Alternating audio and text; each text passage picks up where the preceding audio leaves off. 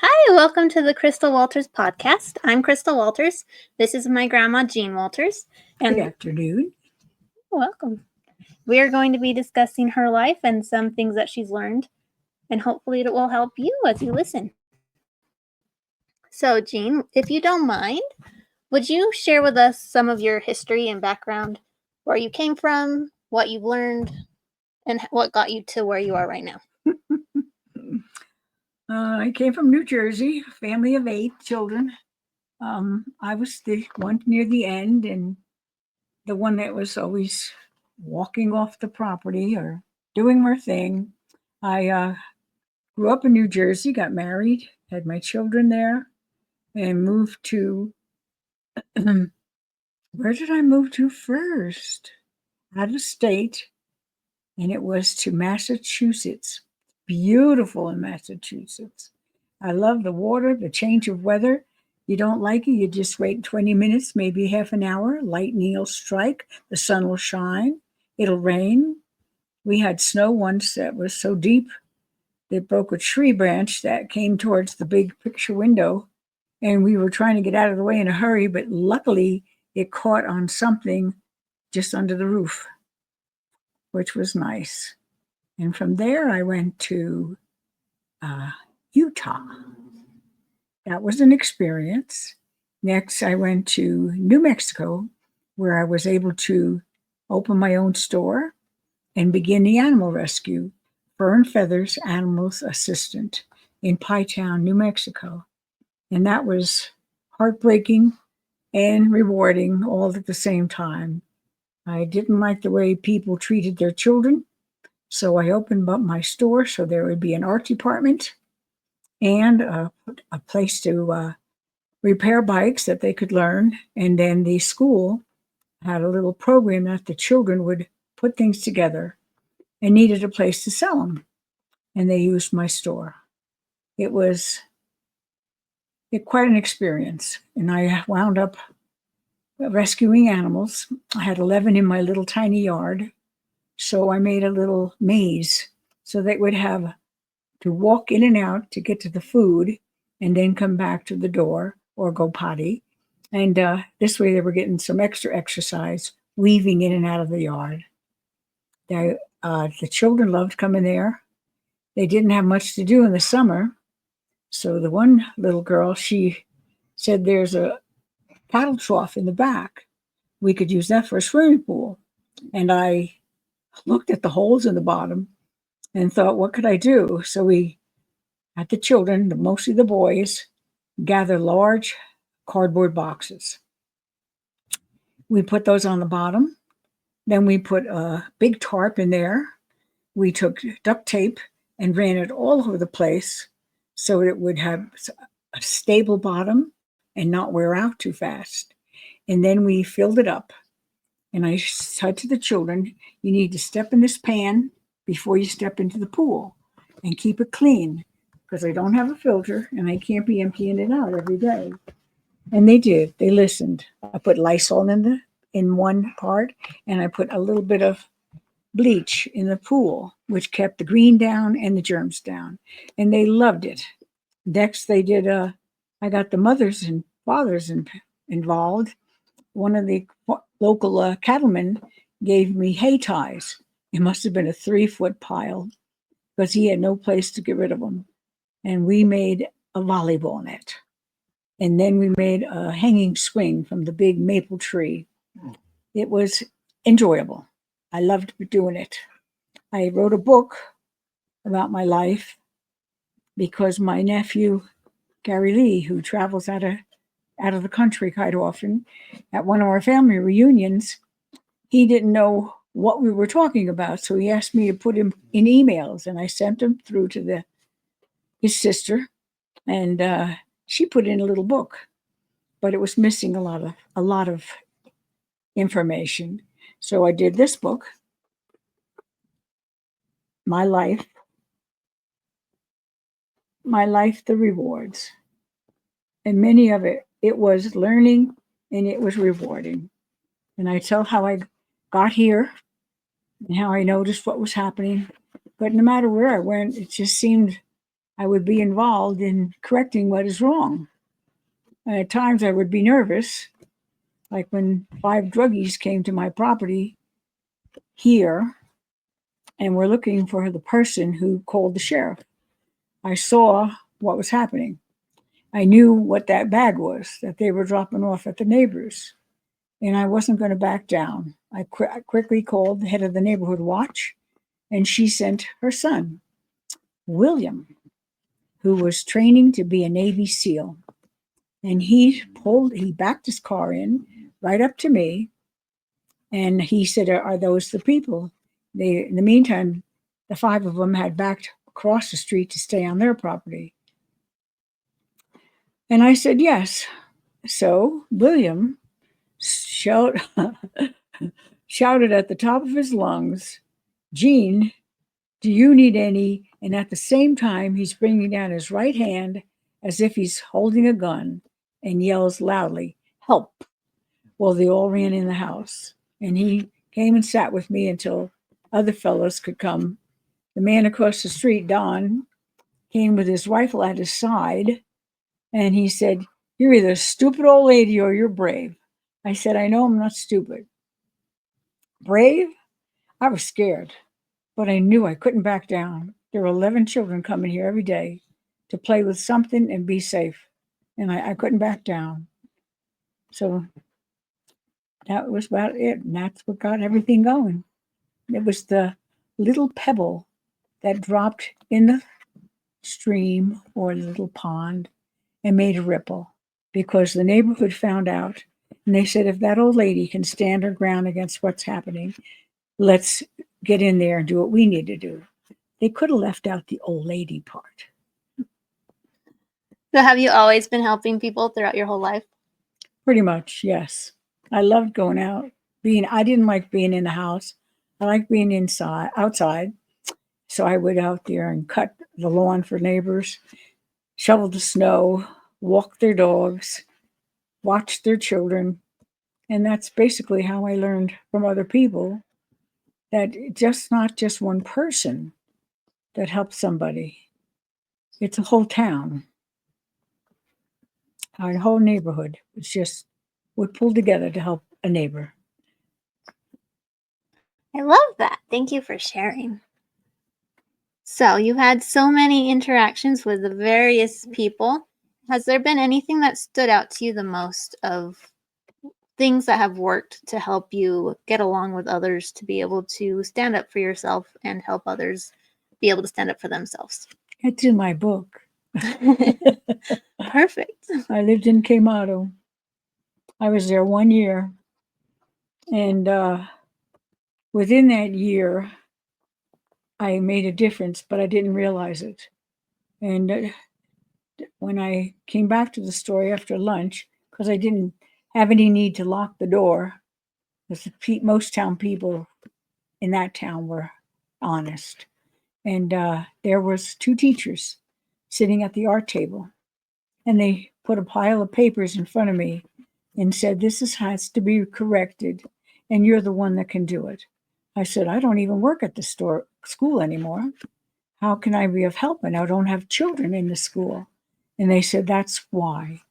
You have no children for them to take anything out on. And then she told me some of the stories and showed me some of the letters. And I thought, yes, I'll get involved. And I was in the newspaper quite often. And but it woke up the town people to what was going on, to where they had to start rallying around, and they would come into my store just to come in and maybe buy something, which helped me help somebody else. That's awesome. Mm-hmm. So, right now we're surrounded by a few cats and some dogs. How many animals do you have right now? I have 2 dogs in the house, and I have 6 cats in the house, and I think I have 8 or 11 outside, stray cats. And just this past week, because it's been so cold out, they're starting to come up the steps, and they're beginning to trust me. And I can throw the food to the top step, and they come up and just sit there and wait for me to get done filling the bowl. So how did you come across all the animals that you have in right now?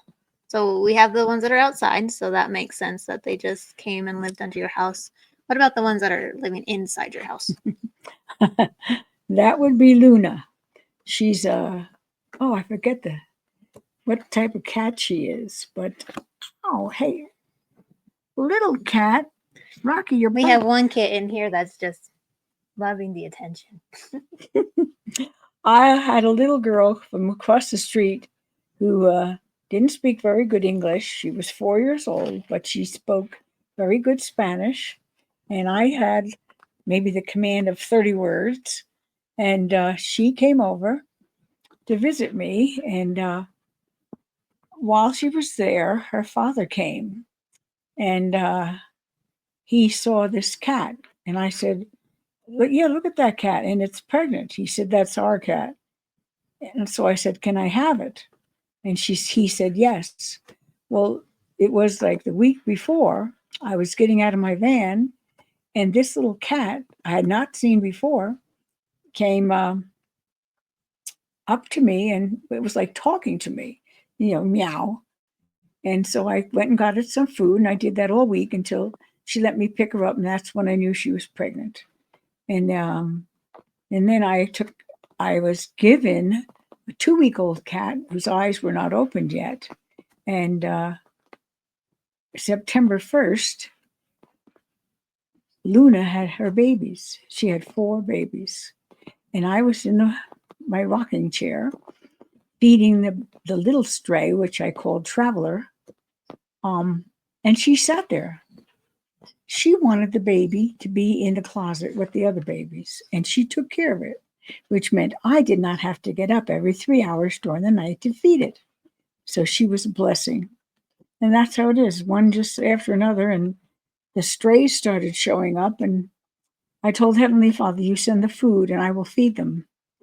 And that's been going on for years now, and he sends the food.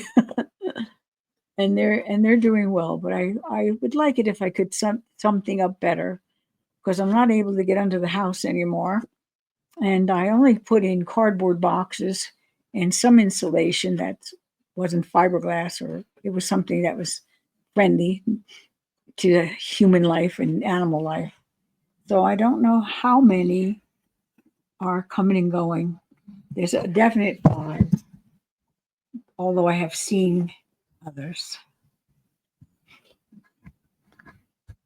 Perfect. I thought so. That was very helpful. So what got you into wanting to rescue so many animals? I always loved animals. Horses, cats, dogs.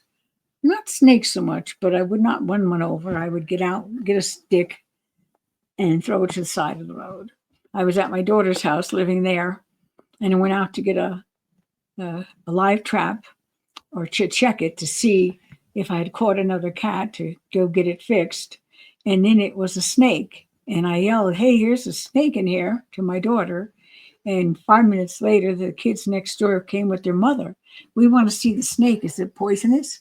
And so I held it up with a rake and a stick. And I said, I don't hear anything rattling. And it doesn't seem to be wanting to attack us. So I took it to the field across the street and let it go. And I told the children, there's no reason to kill it. It's not harming you. And one thing led to another. It would just show up at my door, or I'd be guided to something that needed help.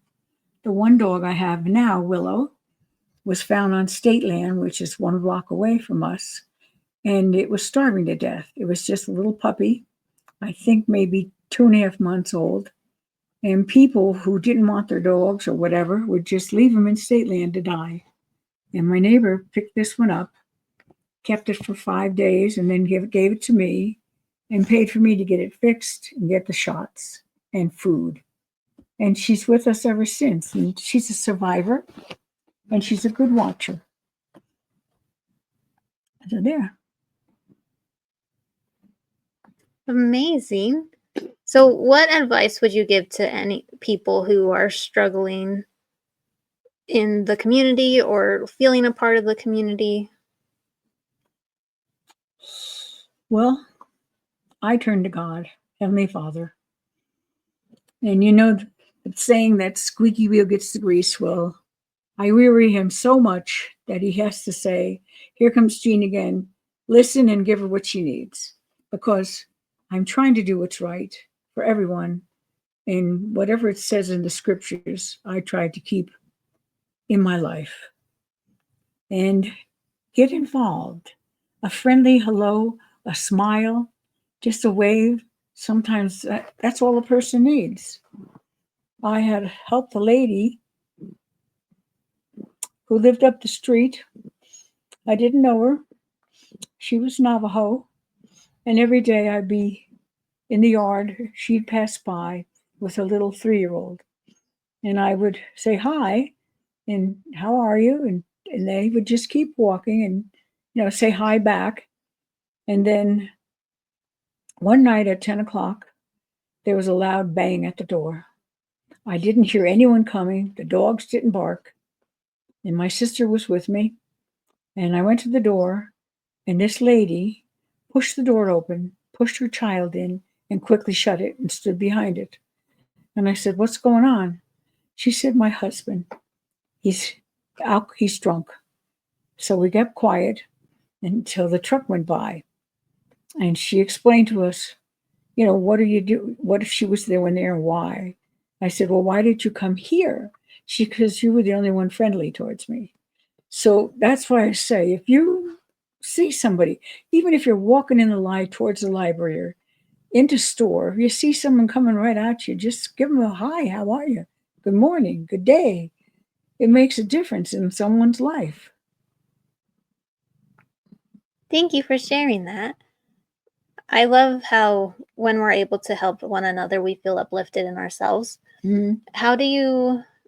What do you do if you are feeling stuck? Like if you wanted to help someone, but you're in a mood that you don't feel like you could offer any assistance to them, what would you do?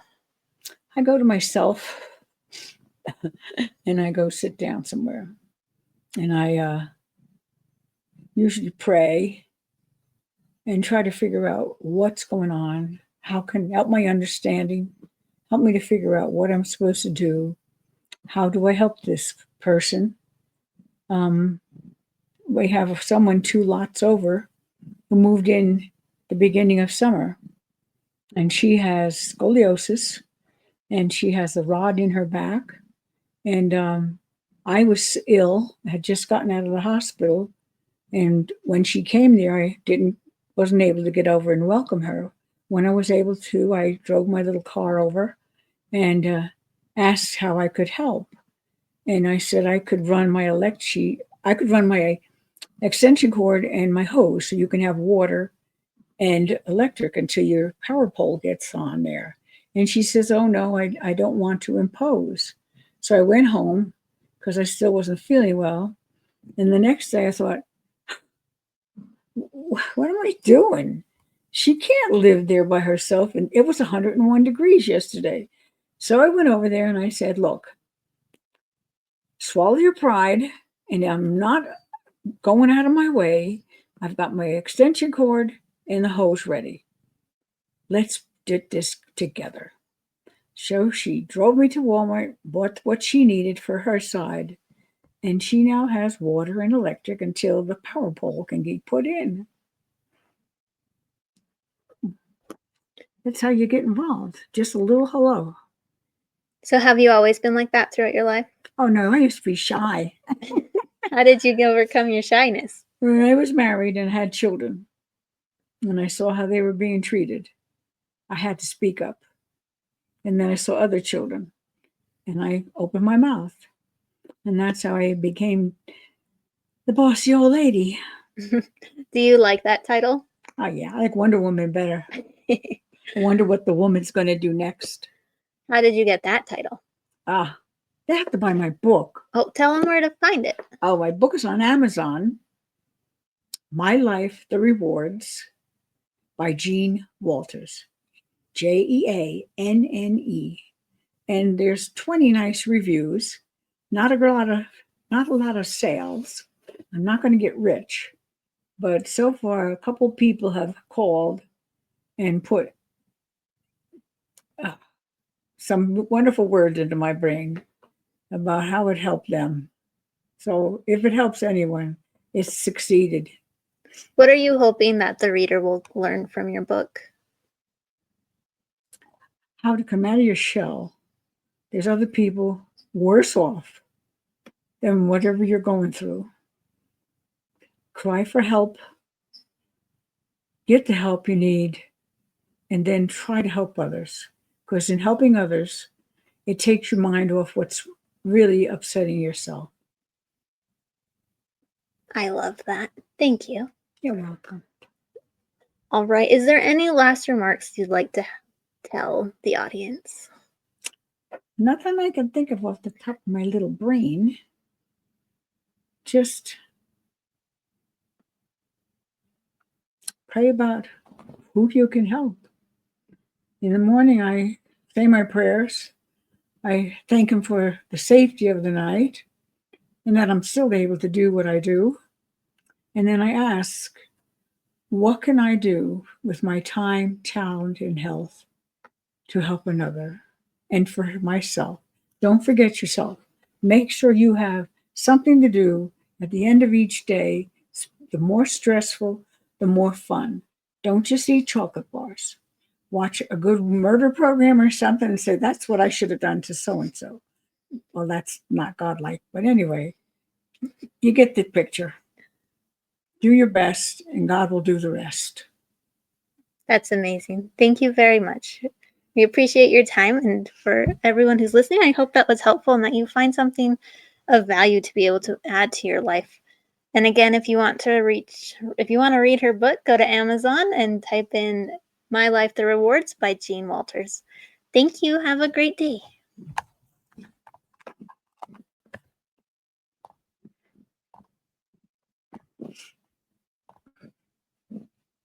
It's off.